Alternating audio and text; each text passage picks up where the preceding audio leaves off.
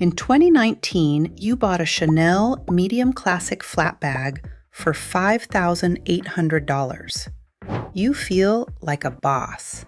You fast forward to 2023, and that same bag is now $10,400. You think you're a financial genius. You're basically Warren Buffett with a quilted purse. But then January 1st, 2026 hits. The music stops, the vibe shifts, and suddenly your investment piece is about as liquid as a brick in a swimming pool.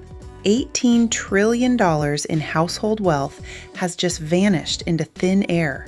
The world's biggest luxury titan, LVMH, is reporting profit drops that look like a ski slope. And the stores where you used to sip champagne while dropping 5 figures, they're filing for bankruptcy. Not a surprise.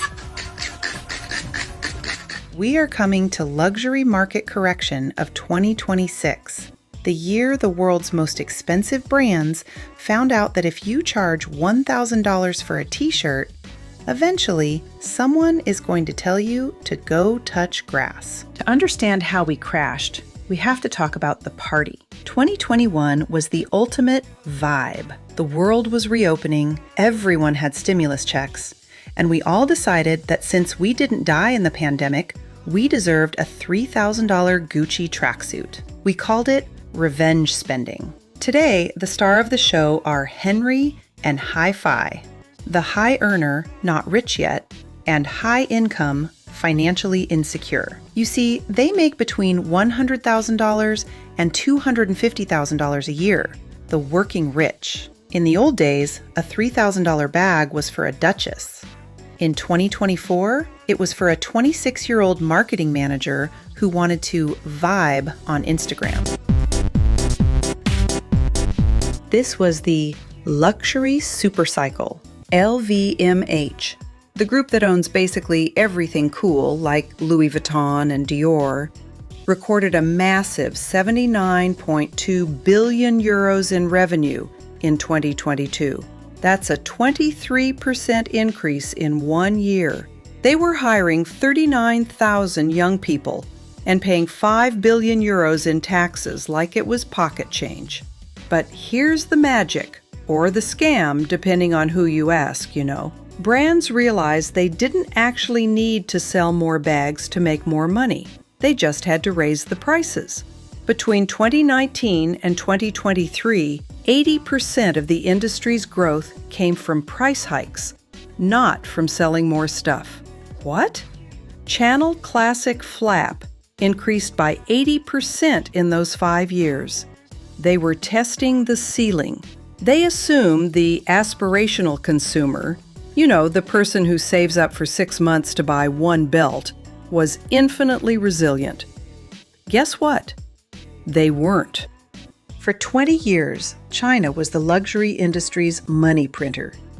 Analysts thought China would make up 40% of all luxury sales by 2030. But there was only one tiny problem. The Chinese middle class had all their money tied up in apartments. Real estate is the backbone of the Chinese economy. It's 70% of where people keep their wealth. When the property bubble burst, it wasn't just a bad quarter. It was an $18 trillion wealth destruction. To put that in perspective, that is more than the entire GDP of the United States. Suddenly, 1 in 5 young people in China is unemployed. If you're a 25-year-old in Shanghai and your apartment is worth 23% less than you paid for it, you aren't exactly rushing out to buy a new Dior saddlebag. This is what economists call a balance sheet recession, when everyone decides to save every penny at the exact same time. 我不想买，没钱，没钱。 In 2024, the Chinese luxury market tanked 20%. The wealth creators stopped spending, and the perennials, people over 55, already had all the stuff they needed. So the brands looked at China and said, okay, we'll just sell more to Americans. The U.S. became the emergency engine for LVMH, making up 25% of their sales. But then came 2025. Enter the tariffs. The U.S. government slapped universal 10% tariffs on imports, which jumped to 25% for countries like France by June 2026. Here's the problem. Luxury is made in France or made in Italy. That's the whole point. You can't just move the Louis Vuitton workshop to a warehouse in Ohio without losing the aura. Brands were trapped in a pricing dilemma. They had three choices. 1. Absorb the cost and lose money. 2. Raise prices and lose customers. Or 3. Move to the US and lose their vibe. And worst still, the grand expose amid the tariff war. Do you remember? For the past more than 30 years, we have been the OEM factory for most of the luxury brands around the world. Gucci, Prada, Coach, Louis Vuitton, you name it. Real OEM factory for those luxury brands. We are the same group of people. 30,000 USD. And do you know how much it costs from us? 1/10 of its price? My Gucci bag is made in China all this while? Too much information. I don't want to know. Thanks or no thanks to trade war TikTok, where these Chinese manufacturers, longtime suppliers to major luxury brands, expose the lies. Now, every luxury suckers felt cheated. By early 2026, the flu turned into a full-blown crisis. One of the biggest names in luxury retail filed for bankruptcy. Saks Global, the owner of Saks Fifth Avenue, just filed for Chapter 11 bankruptcy protection, becoming the first major retailer to do so in 2026. Richard Baker announced that he is stepping down as CEO of Saks Global, and former Neiman Marcus chief Geoffrey von Reimdonk will lead the company through bankruptcy proceedings. Saks Global, the guys who own Saks Fifth Avenue and Neiman Marcus, went bust. They owed luxury brands like Chanel and Kering $225 million. At the same time, 15,000 retail stores closed in the U.S. in 2025 alone.